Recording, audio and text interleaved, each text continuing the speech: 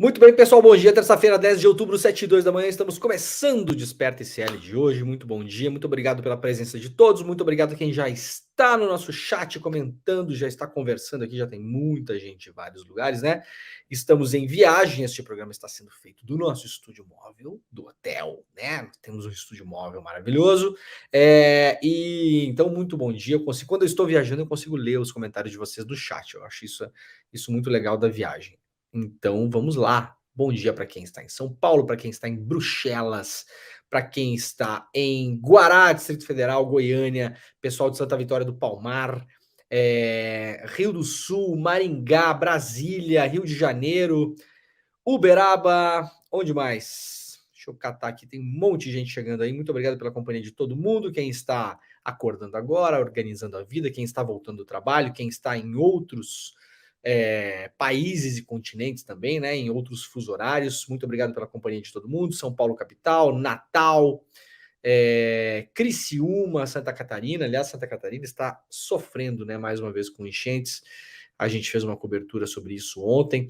Petrópolis, Porto Alegre, Ilhéus. Aliás, estamos ao vivo em Salvador e na Grande Salvador pela TV Quirimurê. Então, você que mora na Bahia, que nos assiste, pode nos ver pela televisão aberta também, né? Então, eventualmente, pode até economizar, poupar aí a sua internet. Muita gente tem internet limitada, não consegue usar muita coisa de vídeo. Então, para quem mora em Salvador e na Grande Salvador, TV Quirimurê. Para quem mora em São Paulo e na Grande São Paulo, capital, TVT. São 2 canais de televisão onde este programa está ao vivo todos os dias às 7 horas da manhã. E também, como eu sempre falo aqui, quem quiser nos acompanhar pelo rádio, nós estamos ao vivo na Rádio Brasil Atual. Então, muito bom dia para quem está nos ouvindo na Rádio Brasil Atual, para quem está no carro, para quem está dirigindo os seus carros, os seus caminhões, os seus Ubers, os seus táxis. Muito obrigado pela companhia. Se você puder, está chegando agora, quem nos assiste pela internet, deixa seu like, ativa o sininho para ser avisado quando esse programa está no ar, né? Muitas vezes não acontece. Ontem, aliás, eu entrei no meu aplicativo de celular para acompanhar o ICL Notícias segunda edição, que vai ao ar às 18 horas, e cliquei naquela aba ao vivo e não aparecia o programa, não tem jeito nenhum. Assino o canal, ativei o sininho, todo escambau e não aparece. Então, mesmo assinando, a gente às vezes não é avisado, né? Você tem que ir lá ficar procurando, tá? Então, para garantir que você saiba toda vez que o ICL está no ar, por gentileza, assine o canal, ative o sininho lá no YouTube, né? E quem puder, compartilhe este programa para mais pessoas também, para que a gente chegue em mais e mais gente, tá bom? Pessoal de Porto Alegre, pessoal de Viena, na Áustria, o Júnior Santos 2 mora em Viena, na Áustria. Aliás, belíssima cidade, Viena, né? Estive 2 vezes. Fui uma vez para lá, para a Áustria, para acompanhar, para trabalhar, né? A trabalho. E uma segunda vez fui levar meu pai, que queria muito conhecer algumas cidades europeias. E aí a gente foi de trem até lá. Viena é lindo, lindo demais. Grande cidade, muito bonita mesmo. Uma das cidades mais bonitas que eu já conheci, para falar bem a verdade. Santa Maria, Rio Tinto na Paraíba. Vamos lá, José Caldeira nos vê do Japão. Muito bem, José Caldeira. Que horas são aí, meu camarada? 7 horas da noite, é isso? São José do Cedro, Santa Catarina, Ricardo Hoffman, terra da minha mãe. Olha que beleza. Minha mãe é de São José do Cedro, Santa Catarina. Muito bem, Ricardo.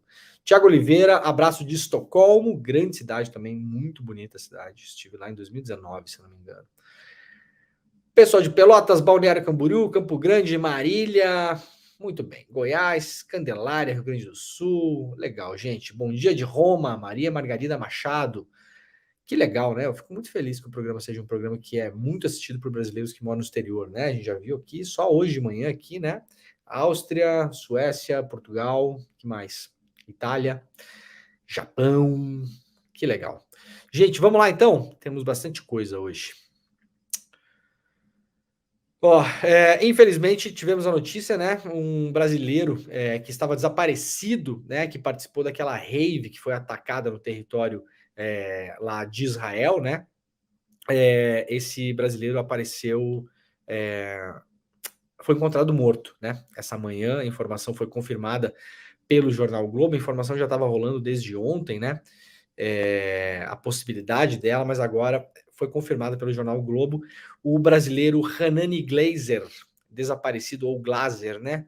Desaparecido desde sábado após o início de conflito entre Israel e o grupo terrorista Hamas. O Globo também está chamando o Hamas de grupo terrorista. A gente já vai falar sobre a Folha aqui, né? E, gente, calma vocês nos comentários aí, tá? Calma. Esse assunto, eu falei ontem no programa. Eu tô há algum tempo na praça já para entender o quanto esse assunto é um assunto que desperta as mais profundas paixões das pessoas de modo às vezes incontrolável, tá bom? Então vamos com calma. Este programa aqui é um programa, eu gosto de pensar nele também. É um programa de educação também, não é um programa só de notícia. Tá? Eu gosto muito de preparar o programa pensando em fazer um programa educacional também. Quem acompanha o Desperta sabe disso. Sempre que eu posso e que eu sei, eu explico as coisas, né? Então eu vou lendo as notícias para vocês, porque é impossível a gente conseguir fazer tudo aqui, né? E é impossível a gente conseguir ter notícias sobre esse tema na grande imprensa que estejam num caminho, no mínimo, equilibrado. É impossível. Eu já falei ontem, a grande imprensa brasileira, ela tem um tom de cobertura que é muito baseado, principalmente no The New York Times. Tá? É quase uma cópia do The New York Times. A maneira como entra na cobertura, o ponto de vista de onde enxerga a notícia. Vocês verão, o ponto de vista, sempre que tem um conflito na Palestina, é o ponto de vista a partir de Israel. Tá? Esse é o ponto de vista. É um ponto de vista a partir do poder constituído. Então aqui a gente tem. Por que eu estou falando isso? Porque, como eu falei ontem, percebam, o conflito é entre Israel e o grupo terrorista Hamas. Entenderam? Então, assim, não é entre Israel e o Hamas. É Israel e o grupo terrorista Hamas. Ah, mas então o Hamas não é terrorista? Vários países consideram terrorista, vários países não consideram, inclusive o Brasil não considera o Hamas terrorista. Brasil, Noruega, China, Rússia, vários países não consideram o Hamas terrorista. Vários outros consideram. A discussão não é essa. A discussão é, ao noticiar, você classifica o Hamas, a gente não precisa nem concordar nem discordar, eu estou fazendo uma análise da frase, e você não classifica Israel. Então, se nós julgarmos que o que acontece a partir de Israel nos territórios palestinos há décadas é muitas e muitas vezes, reiteradas vezes, terrorismo de Estado, o que é, crimes de guerra, o que é, mesmo não sendo uma região em guerra, porque a Palestina sequer tem exército regular, então é impossível existir uma guerra, né? O que Israel faz muitas vezes é invasão, tomada e roubo de territórios que não lhe pertencem. E criou um sistema de apartheid. Gaza hoje é um gueto, como nós vimos ao longo da história. 2 milhões de pessoas cercadas numa área que tem 10 quilômetros por 40 quilômetros. Esse é o tamanho de Gaza. Por que Israel não está classificado na notícia e o Hamas está? Então há um desequilíbrio na cobertura, né? Se então é o grupo terrorista Hamas, então o que Israel é? Que está cometendo terrorismo de Estado há muito tempo, tá? Então vamos notando isso aos poucos para a gente ir sacando também como é que a banda toca, né? Vocês, por favor, não vão fazer igual o Bolsominion, que é parar de ler imprensa, tá? É a única coisa que eu peço para vocês, pelo amor de Deus, tá bom? Tem que ler e saber o que você tá lendo. Aqui a gente tá no Globo, então a gente sabe, estamos no Globo, a gente não vai esperar muita outra coisa, é isso aqui que vai ter aqui dentro, né? E a gente vai ler, vai ter coisa boa, vai ter coisa ruim, a gente vai ler com senso crítico, para sempre sacar o que tá fazendo, tá bom? Então, o brasileiro Renani Glaser, que estava desaparecido desde sábado, após o início do conflito entre Israel e o Hamas, foi encontrado morto, informou a tia do jovem ao Globo na noite desta segunda-feira. Até a publicação desta matéria, a morte ainda não havia sido confirmada pelo Itamaraty. Glaser estava na rave Universo Paralelo, que foi invadida por homens armados no sábado. O evento acontecia no deserto de Negev, perto de Reim, no sul de Israel, a menos de 20 quilômetros de Gaza. O exército de Israel foi até a casa do meu irmão, pai de Hanani, que também mora em Israel. É tudo o que sabemos. Não temos informações de como e onde o corpo foi encontrado, conta Karen Glaser, tia do jovem. Glaser era brasileiro israelense, tinha 24 anos de idade e natural do Rio Grande do Sul. Ele morava em Israel há 7 anos e prestou serviço militar no país. Nos últimos dias, o jovem fez uma série de publicações em suas redes sociais de eventos em Tel Aviv, capital de Israel. Em seu perfil no Instagram, havia postagens recentes nos stories em que ele compartilhou vídeos da rave na qual participava, marcando Gaza na localização. René Glaser chegou a gravar um vídeo diretamente de um bunker onde se abrigou logo após o ataque começar. Foi cena de filme, disse ele. O vídeo está... Eu vou tocar o vídeo. Jimmy, por favor, você pode abrir o microfone e me dizer se não rolar o som, tá? O vídeo é curto, vou deixar rodar aqui. E se não rolar o som, me avisa que daí a gente toca de novo, tá bom? Vamos lá, vamos dar uma olhada no vídeo que ele gravou, né? No momento em que eles estavam no bunker.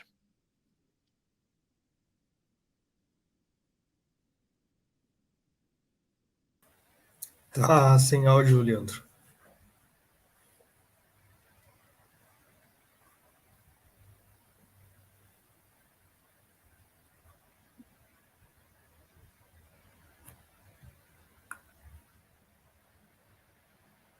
Isso foi O vídeo tá sem áudio. Tá sem áudio, Jimmy? Tá Sem bom. áudio. Então eu vou, como é um vídeo curto, eu vou só descrever o que ele falou aqui. Ele falou basicamente que eles estavam num bunker, né? E isso, eles saíram correndo da tal da festa rave que estava rolando e foram para um bunker, né? E aí falou, não, por enquanto pelo menos a gente está seguro aqui, mas foi cena de filme, descreveu, né? O gaúcho namorava uma outra brasileira, Rafaela Treitzmann, que também estava no evento no momento dos ataques e sobreviveu. Em um vídeo publicado nas redes sociais, Treitzmann conta que ela, o namorado e o amigo do casal, Rafael Zimmermann, se esconderam dos terroristas usando corpos das vítimas. No momento em que as autoridades israelenses chegaram ao bunker, no entanto, Glaser havia desaparecido. Zimmermann foi resgatado junto com ela, foi hospitalizado e teve alta no último domingo. O bunker em que nos escondemos foi metralhado por integrantes do Hamas, depois jogaram gás para todo mundo morrer asfixiado, e foi quando comecei a pedir a Deus para sobreviver. Eu me senti em Auschwitz, relatou Rafael, que agora mora com os amigos Herzliya, em Herzliya, próximo a Tel Aviv. Eu só me senti seguro quando cheguei no hospital, diz ele. Né? Isso aqui é o jovem relatando, tá? Ao menos 260 corpos foram encontrados no local onde acontecia a rave Universo Paralelo, um festival organizado pelo pai do DJ Alok, o também DJ Juarez Petrillo. Dezenas de pessoas que foram à rave ainda estão desaparecidas, informou a organização de resgate israelense Zaka aqui no último domingo. Gente, muito lamentável, né? Mandar aqui minhas condolências para a família também, né? E há outros brasileiros e brasileiras ainda desaparecidos. A gente vai esperar pelas notícias nos próximos tempos. Eu vou fazer só um comentário breve aqui, para a gente pensar juntos também, né? Quem é que organiza uma rave a 20 quilômetros de um campo de concentração, que é basicamente o que é Gaza hoje? Tá? Vamos deixar isso aqui para pensar, né? Obviamente não estou falando absolutamente nada em relação à violência que aconteceu na festa. Não é isso. Estou dizendo o seguinte, mesmo que não tivesse acontecido o que aconteceu, mesmo que o Hamas não tivesse feito o que fez, quem organiza uma festa a 20 quilômetros de um local que é basicamente um campo de concentração a céu aberto? É dose, né, gente? As pessoas, assim, às vezes, né? Pai do DJ Alok, organizador, às vezes tá faltando um pouquinho da gente ter uma noçãozinha de mundo, né? Ai, ai. O desafio de 25 brasileiros em Gaza é chegar à fronteira do Egito com a ajuda do governo Lula, relata aqui hoje a Mônica Bergamo, lá na Folha de São Paulo. Os 25 brasileiros que estão na faixa de Gaza e pediram ajuda ao governo Lula para deixar o local já estão reunidos. O desafio deles agora é chegar em segurança até a fronteira com o Egito, que negocia com o Brasil a abertura de uma passagem para que o grupo entre no país. E então siga até o aeroporto do Cairo para pegar um avião de volta à terra natal, longe da guerra.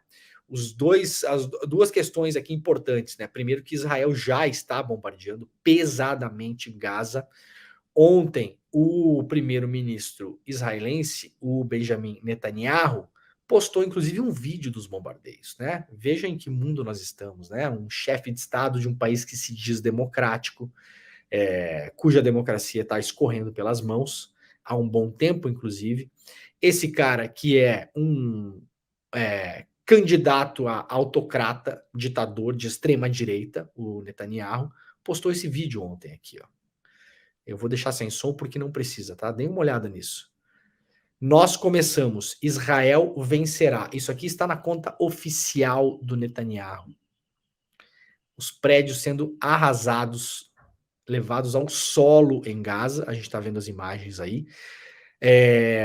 E como bem disse um entrevistado ontem, se eu não me engano, foi até no ICL Notícias primeira edição. Eu não lembro quem foi que falou essa frase, mas como há pouquíssimo acesso à informação dentro de Gaza, porque Gaza está sitiada há muitos anos, né?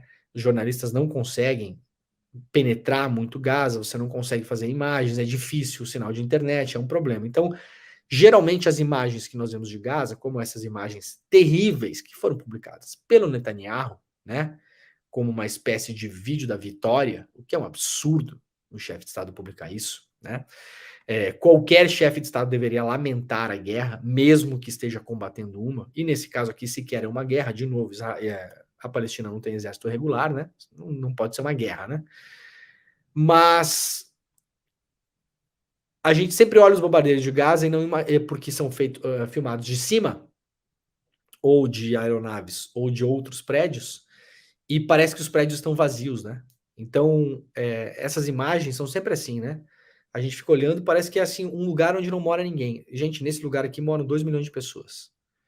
Todos esses prédios bombardeados, muito possivelmente em todos eles, havia pessoas.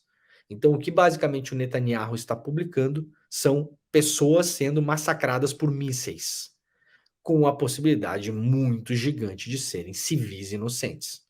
Vocês não têm dúvida nenhuma disso. Então, a grande dificuldade para esse grupo de 25 brasileiros agora é conseguir escapar do Netanyahu, escapar do exército israelense, que está indiscriminadamente estourando, explodindo, arrebentando Gaza, né? Então, para quem defende aí, para as pessoas que defendem, cuidado com o que vocês estão falando, né? Porque agora temos 25 brasileiros que obviamente não estão participando dos conflitos e não há garantia nenhuma de que eles conseguirão chegar até a fronteira do Egito. Tomara, claro, que todos consigam, né? E aí o Egito tem vários túneis que ligam o Egito a Gaza. Nos últimos anos, o Egito alega ter fechado esses túneis. Chegou a ter mais de 1.000 túneis. Túneis grandes, passava carro pelos túneis, um monte de coisa, porque Gaza estava cercada e as coisas precisavam chegar lá. Medicamento, produtos de higiene, alimentação, enfim, né? Há pessoas lá. 2 milhões de pessoas, mais, né? Então, possivelmente o que se está negociando é ou uma abertura de fronteira terrestre, mas talvez haja algum tipo de abertura via túneis, que talvez seja até mais seguro para as pessoas passarem, né? Por conta dos bombardeios.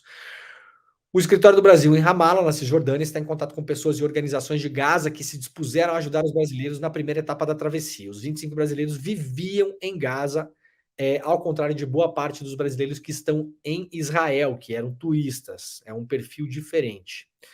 O governo brasileiro tem urgência absoluta em retirá-los do local, uma vez que eles estariam em situação de maior vulnerabilidade, até mesmo dos que estão em Israel. Muito, muito maior. Não há nenhuma comparação, né, em relação às pessoas, até porque Israel tem um território ali muito maior, então há vários lugares de Israel que não sofreram com o avanço do Hamas, né? Enquanto Gaza toda está hoje sob ataque. Então, não há nem comparação entre uma coisa e outra, entre prioridades para esforços diplomáticos. É claro que tem que esvaziar, tirar os brasileiros de Gaza, os que quiserem sair. Tem gente que não quer sair, claro, porque tem família lá, porque vive lá, o mais rápido possível. Como revelou a coluna da Mônica Bergamo, a diplomacia brasileira começou a negociar com o Egito na noite de domingo para tentar retirar o grupo de Gaza. A viagem pelo Egito é a única alternativa que existe, já que a saída por Israel está bloqueada. Ontem, o Benjamin Netanyahu falou para as pessoas civis saírem de Gaza, porque ele iria levar Gaza ao solo com bombardeamentos, mas esqueceu de avisar para as pessoas como que elas podem sair de lá, porque Israel faz um bloqueio severo por terra e por mar. Então as pessoas só se elas saírem voando de Gaza, né? O que também é impossível porque o aeroporto de Gaza nesse exato momento, obviamente, com uma grande chance de não existir mais ou de estar totalmente inviabilizado. Para quem quiser ver mais detalhes, a Mônica Bergamo publicou então no domingo aqui uma reportagem contando mais os bastidores disso, né? Explicando como as coisas vão funcionar. Há mais de 6 mil brasileiros em toda a Palestina, de acordo com o Itamaraty. Ainda não se sabe com precisão quantos deles estão em Gaza. Agora já se fala em 25, essa matéria aqui é de domingo, a gente está lendo agora uma matéria de terça-feira, né? Então, mais ou menos 6 mil brasileiros na Palestina, ou nos territórios, né, da Palestina, e por enquanto 25 em Gaza, já organizados em grupo, tentando uma saída pela fronteira com o Egito, em uma negociação que acontece entre o Itamaraty e o país, né, e o Egito. A ideia é que eles consigam chegar na cidade do Cairo e do Cairo conseguir voltar para o Brasil ou para outros lugares. Tem gente que não necessariamente volta para o Brasil, né? Tem gente que não tem mais família no Brasil, ou uma parte da família mora em outro lugar, né? A pessoa não necessariamente volta para o Brasil, sai do Cairo para conseguir sair de Gaza nesse momento. Israel ataca mais de 200 alvos em 4 dias de guerra, mortes passam de 1.500. Jamil Chad lá no UOL, Israel ataca 5.300 prédios em Gaza e 610 mil palestinos ficam sem água. Isso aqui é o que a gente vai ver daqui para frente, tá? De novo, a cobertura é muito ruim no geral. Já falei isso ontem, vou repetir isso hoje. Essa notícia do Jamil, ela vai um pouco contra a corrente, porque ela mostra os efeitos do que o exército israelense está fazendo em Gaza. É raro a gente ver isso, tá bom? É muito raro. Eu tenho que ficar caçando na capa dos portais para conseguir algum tipo de equilíbrio. Os ataques aéreos conduzidos pelos militares israelenses sobre Gaza já atingiram 5.300 prédios, destruíram completamente 790 residências e deixaram 610 mil pessoas sem abastecimento de água ou saneamento. Isso aí dá mais ou menos 40% da população de Gaza, né? 187 mil pessoas estão desabrigadas e muitos estão sendo levados para mais de 80 locais da ONU, enquanto o abastecimento de energia elétrica apenas funciona de 3 a 4 horas por dia. Essa é agora a situação de Gaza.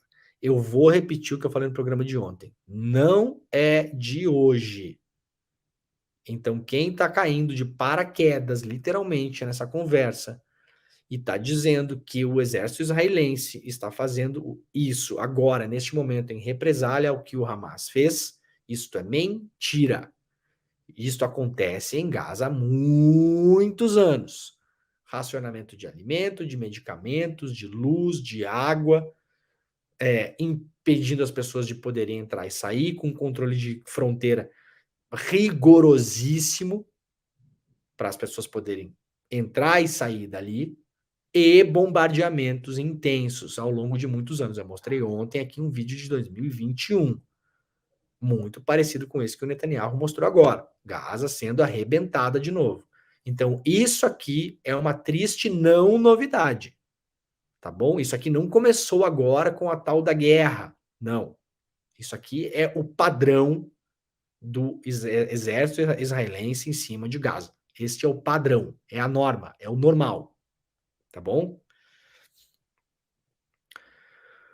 Os dados estão sendo divulgados pela ONU, traz aqui o Jamil Chad, na manhã dessa terça-feira. A entidade ainda alerta que a água potável pode acabar em poucos dias e denuncia a morte de crianças. Para a entidade, a região é hoje um barril de pólvora prestes a explodir e alerta, uma coisa importante, alerta da ONU, o cerco imposto por Israel a Gaza é proibido.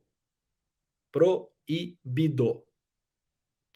Para a ONU, o cerco de Israel pode ser considerado uma punição coletiva, o que é proibido pelo direito internacional. Ou seja, um potencial crime de guerra se o alvo ou a estratégia não tiver um objetivo militar. Tá bom? O que é que pode se fazer num caso desses? Se for um caso de guerra, hipotético, Israel poderia tentar capturar o que vê como os seus inimigos, o Hamas. Não pode jamais fazer o que está fazendo em Gaza, que é indiscriminadamente bombardear uma região inteira. Isso é, como diz a ONU, já alertando um potencial crime de guerra. Netanyahu que se cuide se ele sair dessa história toda, né? Porque talvez as coisas podem virar contra ele muito rapidamente, a depender de como isso tudo aqui for acabar.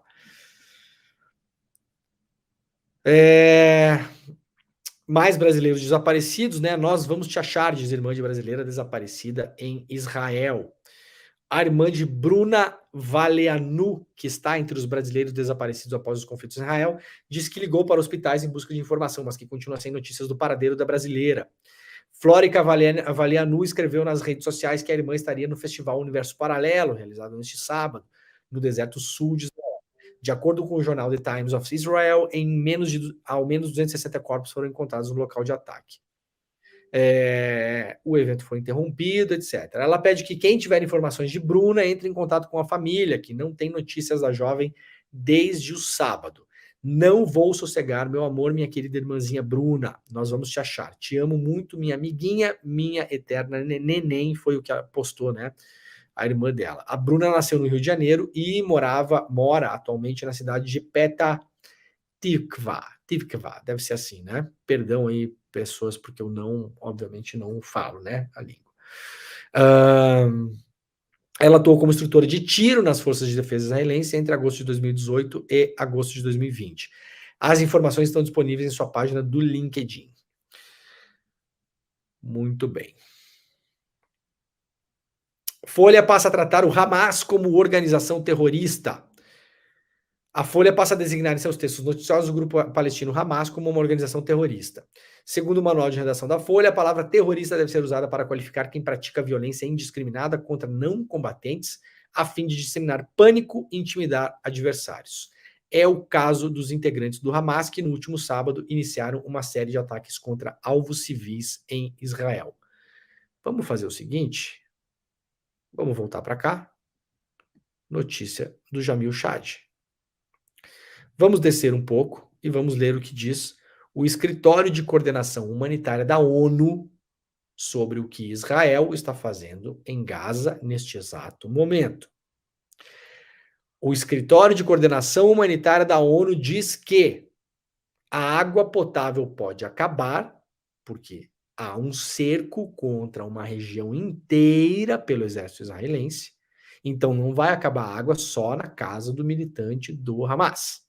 Vai acabar a água na casa de todo mundo, vai acabar a água no hospital. A água vai acabar para 2 milhões de pessoas, de modo indiscriminado. A ONU também está denunciando a morte de crianças. Segundo o Escritório da Coordenação Humanitária da ONU, a região hoje é um barril de pólvora e alerta que o cerco que Israel faz é proibido. Vamos ler agora a notícia da Folha, o motivo pelo qual a Folha decide chamar o Hamas de Israel. Motivo: é terrorista quem pratica violência indiscriminada contra não combatentes a fim de disseminar pânico e intimidar adversários. Isso é exatamente o que a ONU descreve que Israel está fazendo em Gaza. Então, de novo, nós lemos a notícia lá no começo do programa, do jornal O Globo. Nesse caso aqui é a Folha. A imprensa brasileira está dizendo que há uma guerra entre Israel e o grupo terrorista Hamas.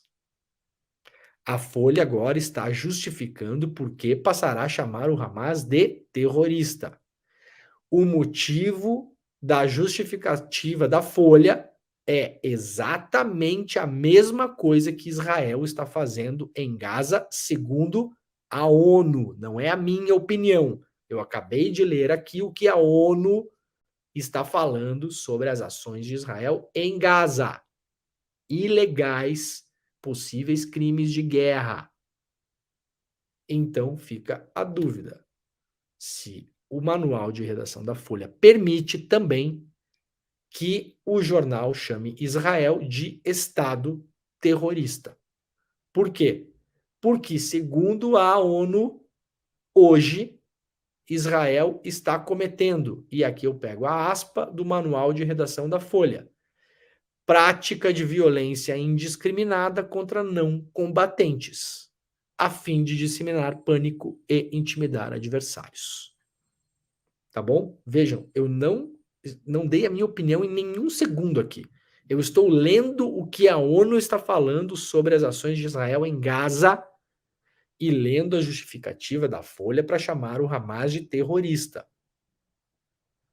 A frase pode ser usada perfeitamente sobre o Estado de Israel neste momento, segundo a descrição da ONU. Então fica a dúvida se Israel e seu exército serão chamados, se será dito que estão praticando terrorismo de Estado e crimes de guerra. Querem apostar no chat? Vocês querem apostar em alguma coisa aí? Tá bom? A Folha aqui diz que explica, né, então, por que o Hamas vai ser chamado de terrorista e tal. E o parágrafo final diz que o Hamas já era considerado uma organização terrorista pelos Estados Unidos. Isso é óbvio, né? Os Estados Unidos são um grande apoiador e financiador de Israel. Não há novidade nisso.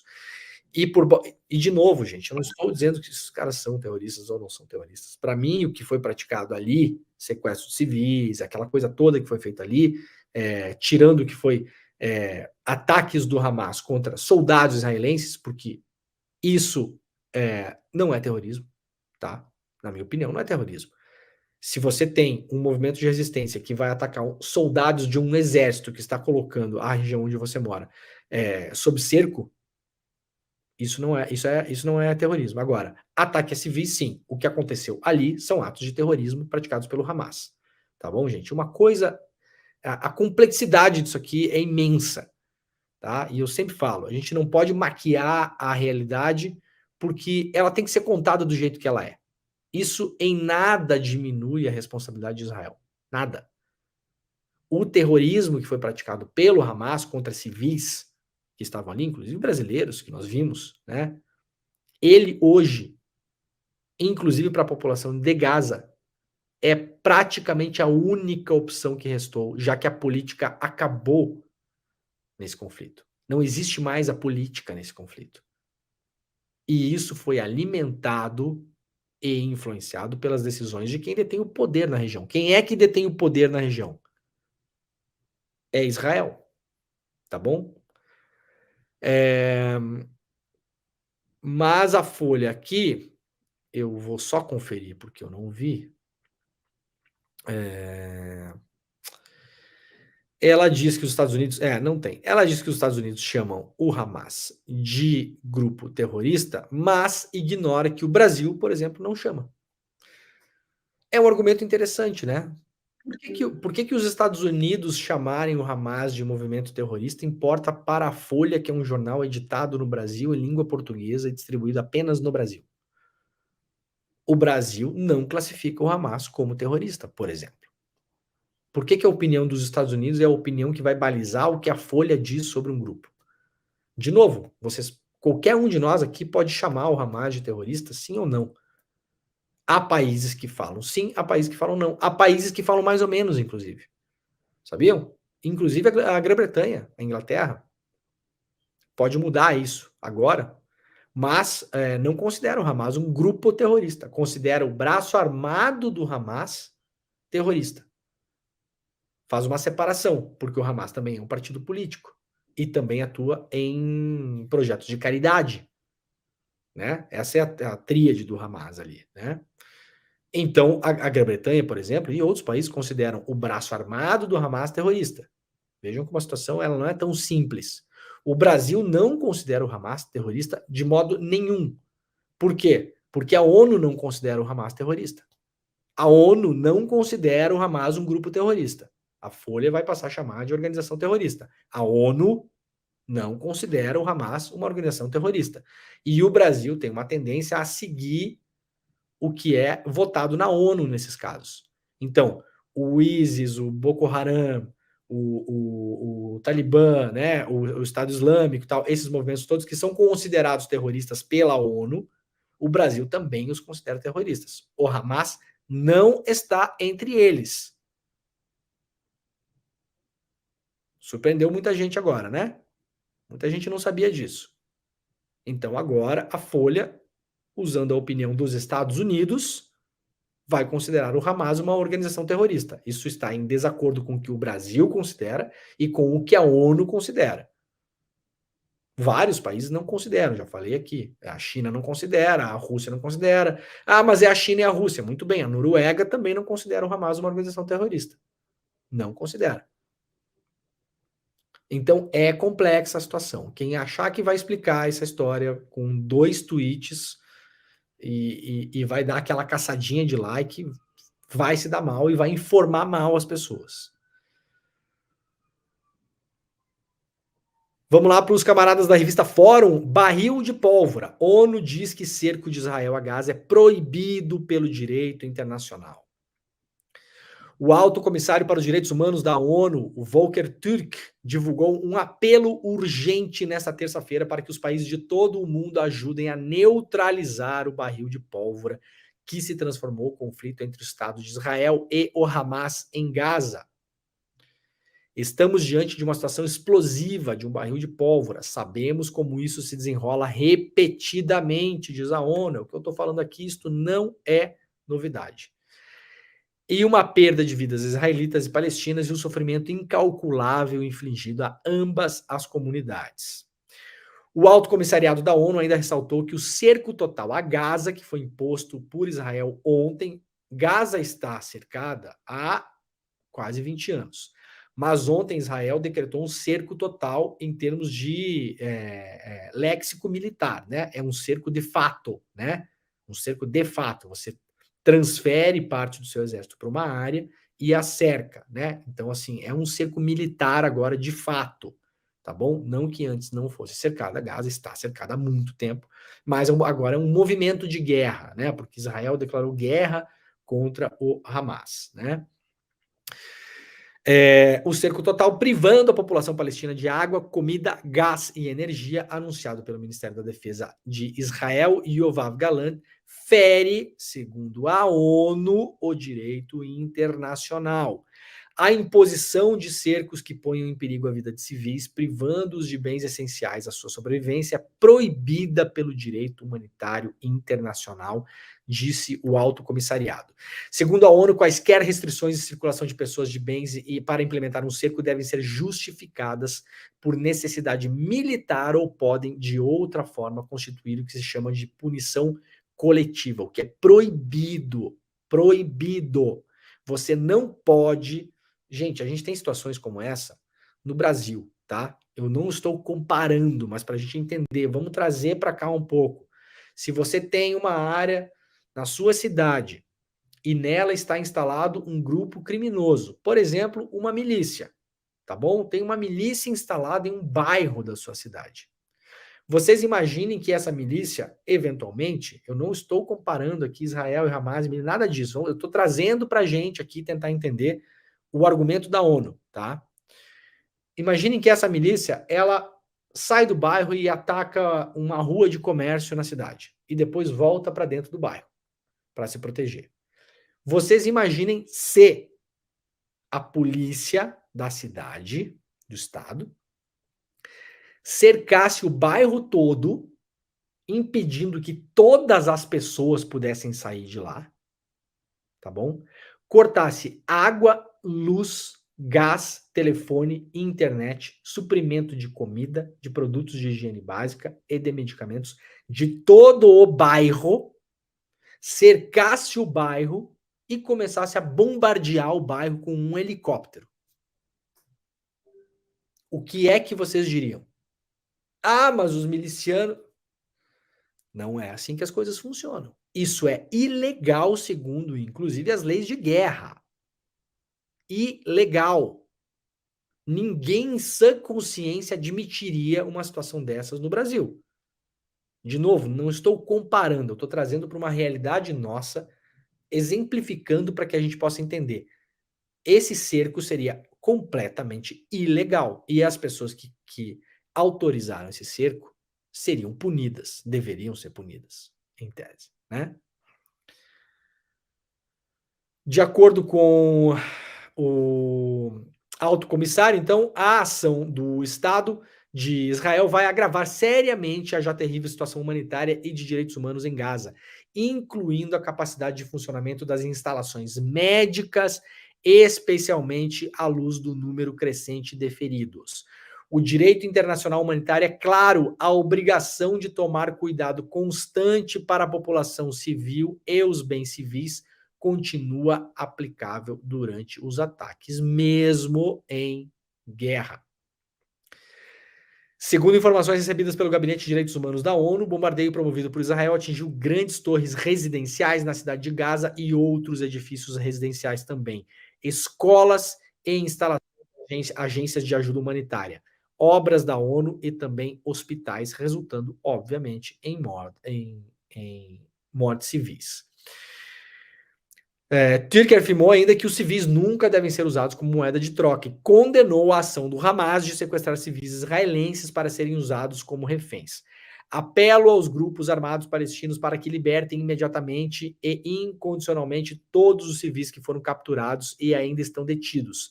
A tomada de reféns é proibida pelo direito internacional. Aqui ele está falando do Hamas, tá? O alto comissário disse ainda estar profundamente chocado e consternado com as alegações de execuções sumárias de civis, em alguns casos de horríveis assassinatos em massa cometidos pelo Hamas. Todas as partes devem respeitar o direito humanitário internacional, devem cessar imediatamente os ataques contra civis e os ataques que se espera que causem mortes e ferimentos desproporcionais a civis ou danos a bens civis, disse aqui o alto comissário da ONU. Bom, a capa do New York Times, né? Israel retoma as cidades próximas a Gaza e mantém o controle da fronteira. Aqui no New York Times e no Washington Post vocês verão sempre uma cobertura do ponto de vista de Israel. Sempre, sempre, sempre. Raramente vocês verão aqui uma cobertura. Ponto de vista é importante, né, gente? Porque assim, é claro que a notícia está sendo dada de todo modo, mas ela é sempre dada a partir do ponto de vista de Israel. Isso faz uma grande diferença. Uma grande diferença. Porque você tem, grosso modo, dois atores, né? Nessa disputa narrativa, porque ela acontece pela imprensa também, tá? Não estou dizendo que o que acontece lá é uma narrativa, não. O que acontece lá é real. Mas do real para a imprensa, do real para a rede social, há uma disputa por corações e mentes. É natural isso. E as pessoas são atingidas pela emoção, não pela razão. A gente não é convencido pela razão, muito raramente. A razão é uma ferramenta para ativar nossas emoções. E a grande imprensa do mundo todo, a brasileira, é igual. Ela faz uma cobertura dos conflitos que acontecem na Palestina historicamente do ponto de vista de Israel. Isso é importante a gente saber. Israel é sempre o ator principal, mesmo quando há matérias contrárias a Israel. Israel é o ator principal, é o protagonista, está no picadeiro, né? E claro que a imensa maioria dessas reportagens não são críticas a Israel, né? São reportagens que a imprensa comercial costuma chamar de neutras, mas elas não são neutras. A gente sabe que neutralidade não existe. Olha, a Malu Gaspar lá no Globo hoje traz uma coluna interessante mostrando que os bolsonaristas tinham uma espécie de data limite para um golpe contra o Lula. Segundo ela, essa matéria dela é uma matéria de bastidores, como eu sempre faço questão de frisar aqui, não há documentos e nem fontes nessa matéria, fontes visíveis, é uma matéria de bastidores, né? As matérias que nós já conhecemos, né? Investigadores da Polícia Federal dizem, segundo pessoas ligadas à investigação e tal. Então, assim, eu trago aqui por quê? Porque antes de trazer no ar, eu leio, porque faz sentido, tem um nexo nisso tudo aqui, né? Não vou trazer uma matéria de bastidores que eu leio, às vezes eu leio algumas matérias de bastidores que eu falo, não sei lá, não vou falar, porque não sei, né? Vem um negócio meio do nada, assim, que não tem muito pé na realidade, muitas vezes pode ser verdade, claro, né? Mas eu tenho mais cuidado com matérias de bastidores aqui, vocês sabem disso, né? O Papi gosta de documento, né? Pá, pum. O printzão lá, o zap, a coisa toda lá, né? O nome da fonte e tal. Senão, muitas vezes fica difícil da gente bancar, né? Mas, a princípio, a data limite seria 18 de dezembro, segundo essa reportagem aqui da Malu Gaspar. E aqui ela conta, a reportagem é longa, se vocês quiserem ler, isso aqui está na capa do Globo nesse momento, olha, é bem longa, né? Ela conta que havia uma espécie de divisão de tarefas de dois grandes grupos da extrema-direita que estavam organizados no final do ano passado. Um grupo era um grupo, digamos assim, mais tático, né? Que era o grupo da galera que estava acampada lá, uma parte dos acampados, que fez o quebra-quebra em 12 de dezembro lá na sede da Polícia Federal, quando prenderam um indígena, né? Pelos atos antidemocráticos, tacaram fogo em ônibus em Brasília. A gente esquece, né? Que aconteceu isso. Lembram disso? E aquela coisa toda. Tá apitando meu zap aqui, né? Desculpa, tá, gente? Já botei no silencioso. E um outro grupo era um grupo mais estratégico, né? E esse grupo estratégico era o grupo dos cabeções, assim, né? E aí inclui aquele grupo de militares de elite que a gente já falou sobre eles aqui, os kids pretos, né? Os bonés pretos, que inclusive estão sendo investigados pela Polícia Federal porque eram eles os infiltrados no dia 8 de janeiro. Vocês lembram da história dos infiltrados, né? No mesmo dia, vários parlamentares, inclusive, da extrema-direita, começaram a divulgar para lá e para cá. Não, olha só, tá cheio de infiltrados no 8 de janeiro. Isso aí é o pessoal do Boulos. Isso aí é o pessoal do MST. Olha ali a esquerda infiltrada, que seriam os tais infiltrados da esquerda que estavam lá para promover o quebra-quebra. Porque se não fossem por esses infiltrados, seria uma manifestação pacífica, Deus, pátria e família. Ninguém ia quebrar nada. As pessoas só estavam indo ali para tomar banho no espelho d'água, no máximo. Essa é a grande tese da extrema-direita brasileira. Investigação da Polícia Federal agora mostra que esses infiltrados eram militares, participantes desse grupo de militares conhecidos como kits pretos, que é um grupo de militares ditos de elite que trabalham em operações de inteligência e sabotagem. Nós demos essa notícia na semana passada aqui. Quem está chegando hoje aqui não conhece, este programa é o Desperta ICL. Você está sabendo agora de uma coisa com uma semana de atraso, porque não assistiu o Desperta na semana passada.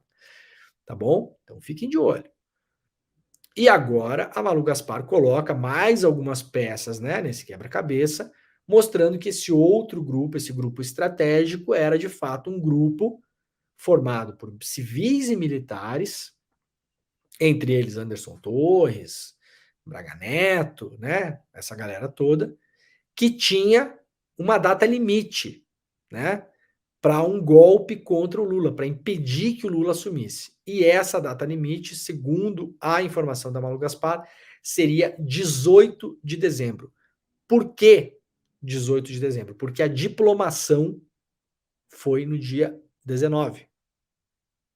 Tá? Então seria a data limite. Eles queriam evitar que o Lula fosse diplomado, porque isso, claro, em um eventual golpe de Estado daria força, né? Você não está impedindo que ele assuma a presidência, porque na verdade ele nunca assumiu. Vejam só que coincidência, né? Não foi diplomado, então nunca assumiu. Então não estamos impedindo que ele assuma a presidência. Lembrando, qual que era a grande ideia desse golpe, né? Isso antes do 8 de janeiro. Era forçar algum tipo de situação em relação às eleições. Essa era a grande chave que eles tinham naquele momento, né? Forçar algum tipo de situação em relação às eleições, a fraude nas urnas, fraude no sistema, envolveram o Walter Delgatti, a Carla Zambelli, militares do Ministério da Defesa, tudo isso era parte de um grande plano, porque eles queriam encontrar, de algum modo, algum tipo de solidez que gerasse uma denúncia formal mais sólida em relação à fraude nas urnas. Com isso em mãos, lembremos da minuta do golpe do Anderson Torres. usariam aquela minuta do golpe. Aquela minuta era para fazer uma interferência, uma intervenção no TSE. Lembram? A minuta do golpe ela previa que o Poder Executivo, né, o Bolsonaro, faria uma intervenção no Tribunal Superior Eleitoral, afastaria ministros, confiscaria os seus aparelhos eletrônicos, teria acesso a todas as suas comunicações e eles poderiam ser punidos, né, por supostamente participar da fraude. Com isso em mãos, a conclusão seria: nós temos que refazer as eleições. E aí o Lula não seria sequer diplomado. Por isso que a data limite era 18 de dezembro, porque a diplomação aconteceria depois disso. Olha, não tem história mais bem contada do que essa, né? E modéstia à parte, aqui o Papi sabe contar bem essa história também, né? Hein? Tá bem explicado esse negócio? Não tem alguém que não entendeu isso aqui? Tem alguém que não entendeu? Não, né? Tá bom, de nada, de nada. Fiquem tranquilas, fiquem tranquilos. Não, mas sério, essa história é uma história muito redonda, né, gente? Há evidências e provas, assim. Vai ser realmente lamentável para o Brasil enquanto nação. Vai ser muito ruim para o nosso futuro. Vai ser muito ruim a gente não conseguir dar essa resposta e esse exemplo. Mostrar para as gerações futuras, né? Porque essa gente que está aí, só resta a punição. Esse cara aqui, né, que está na tela, a ele só resta a punição. E é o que todos esperamos, que seja punido. Severamente punido. Agora, para a molecada futura, para você que tem filho, né? Eu tenho filho, né? O que a gente vai dizer para eles quando a gente for contar essa história? A gente vai sentar e contar essa história e falar: aconteceu isso, isso, isso. Os caras tinham um plano, como é que era o plano? Assim.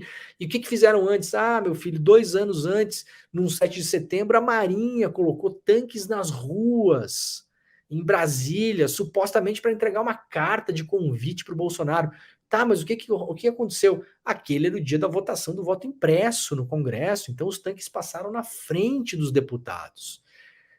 Sim. E depois, no outro 7 de setembro, então o presidente se chamava Jair Bolsonaro, ele fez um comício na Paulista e chamou um ministro do Supremo Tribunal Federal de canalha no carro de som e falou que não cumpriria mais nenhuma ordem do Supremo. Papai, e daí isso, e aquilo, aquilo. E aí teve o Anderson Torres, e aí teve o 8 de janeiro. E aí o que aconteceu? Nada. Vai ser ruim demais a gente ter que contar essa história, né? Prenderam ali a dona Fátima de Tubarão, né? Porque foi lá fazer cocô no Supremo e tal, né? Prenderam os caras que foram lá, né? Não é que não tenham cometido crime, como cometeram, mas são a ponta, né? Tá, mas o que aconteceu com o Bolsonaro? Nada. E o Braga Neto? Nada. E o Mauro Cid? Nada. E o Anderson Torres? Nada. Vai ser difícil a gente contar essa história, né? Eu espero que não seja desse jeito. Gente, o TSE vai votar de novo uma ação contra o Bolsonaro. Essa votação vai acontecer hoje. O Bolsonaro pode ser condenado novamente e ficar inelegível novamente. O que é que isso significa? Nada. Não significa assim. Pode ter uma nova condenação para o Bolsonaro, né? É um outro caso, agora se investiga o uso de residências oficiais, ou seja, de instalações oficiais da presidência da República, onde o Bolsonaro fez campanha política. Isso é proibido. Todo mundo sabe. Qualquer prefeitinho de cidadezinha do interior sabe que você não pode, por exemplo, usar a prefeitura, o gabinete do prefeito para fazer campanha política. Não pode. Uma coisa é uma coisa, outra coisa é outra coisa. Tanto é assim, né, que muitas vezes é preciso que a pessoa se afaste para concorrer às eleições. Muito bem. O que acontece? Se o Bolsonaro for condenado, nos casos da legislação eleitoral, as penas não são somadas. Então, por enquanto, o Bolsonaro está inelegível até 2028. É isso, né? Por 8 anos. Ele não pode concorrer, portanto, à próxima eleição. Tem uma diferença da data aí que está sendo debatida, né? Se vai poder ou não, mas enfim. Bolsonaro inelegível por 8 anos. Não é 2028, Leandro. É 2000 e... a partir de 2022, né? 2030, eu acho. Enfim, 8 anos. Se ele for condenado nesse novo processo, imaginemos que ele seja condenado de novo a mais 8 anos ou 4 anos. A pena não é somada, tá bom? Então, o Bolsonaro pode tomar mais uma na cabeça, mas não muda a situação dele. Ele permanece inelegível por 8 anos apenas. Não terá penas somadas nesse caso, tá bom? Gente, muito obrigado ao pessoal que nos acompanha na TVT, também na TV Quirimurê e na Rádio Brasil Atual. Estamos nos despedindo, voltaremos amanhã com o Desperta ICL, 7 horas da manhã, ao vivo, gente, tá bom? Obrigado, tchau, tchau. Olha, pessoal que fica com a gente até o final aqui, então, como eu expliquei, não acontecerá nada com o Bolsonaro em relação a aumento de pena, tá? Vamos lá para notícias rápidas aqui do final do programa. Vacina para prevenção do HIV pode estar pronta no início da próxima década. Finalmente, isso aqui seria assim o fim de uma era, né? Para quem tem a minha idade ou mais, né? O HIV foi uma coisa avassaladora, né? Hoje em dia pouco se fala, apesar de que vocês têm que continuar se cuidando, porque a doença está aí, né? Está aí. Tem muita gente que é HIV positivo. Hoje tem uma vida super tranquila, né, por conta dos medicamentos, né, não era o que acontecia, né, até os anos 90 lá, as pessoas morriam de uma maneira terrível, né. Uma droga semelhante a uma vacina administrada uma vez por ano para a prevenção do HIV pode ficar pronta logo após 2030, segundo a fabricante de remédios Vive, transformando o tratamento de um vírus que matou quase 40 milhões de pessoas em uma epidemia que dura mais de 40 anos. A imensa maioria dessas pessoas foram mortas no continente africano, né? Claro, porque é onde não circula remédio e vacina. Embora não haja uma vacina para tratar o HIV, um vírus pode levar a AIDS, a profilaxia pré-exposição. Perdão, tá ruim essa frase aqui. Embora não haja uma vacina para tratar o HIV, o vírus que pode levar a AIDS, existe hoje uma profilaxia pré-exposição, né, que é o PrEP, que reduz a taxa de transmissão se as pessoas tomarem. É uma espécie de medicamento que você pode tomar, mas que não é aconselhável que as pessoas tomem com frequência, tá? Mas existe, para quem não sabe, tem um medicamento, né, pré-exposição, que se você eventualmente fez sexo sem camisinha, aquela coisa toda, né, primeiro, não deveria, né, segundo, se fez, há um medicamento que você pode tomar para, em caso de você ter sido contaminado, evitar que o vírus se instale, tá? Mas, enfim, não é uma vacina, né? Não é algo que resolve a vida de ninguém. E, rapidamente, aqui a última notícia do dia. CPI das pirâmides financeiras aprova relatório que pede indiciamento de executivos da 123 Milhas e do Ronaldinho Gaúcho. Essa é a notícia de encerramento, porque o Ronaldinho Gaúcho é o rolê mais aleatório do mundo. Nesse final de semana ele estava lá no Grande Prêmio da Fórmula 1 e hoje ele está aqui sendo indiciado pela CPI das pirâmides financeiras junto com o pessoal da 123 Milhas, né? Que figura o Ronaldinho Gaúcho, gente. Muito bem, rapaziada. Muito obrigado por hoje. Estamos terminando o programa. Terça-feira, 10 de outubro, 8 horas da manhã. Amanhã nós estaremos de volta às 7 horas. Agora vocês fiquem com o ICL Notícias, primeira edição. Um beijo para todo mundo e tchau. Chegou o grande dia, turma. Hoje às 8 horas da noite eu vou... Chegou o grande dia, turma. Hoje às 8 horas da noite eu vou dar aula as 3 regras para se investir com resultados. Uma aula que todo mundo que já investe deveria assistir, mas talvez principalmente quem não investe deveria assistir, para já começar fazendo da maneira correta. E vocês vão ver hoje à noite, investir é algo que você pode começar a fazer com R$30, com valores muito baixos e começar a criar uma poupança ali que vai fazer diferença na sua vida. Ali faltando mais ou menos 1 hora para a aula vai chegar um link no seu e-mail, no e-mail que você se cadastrou. Se não se cadastrou, se inscreve agora, que os links para se inscrever vão estar aqui.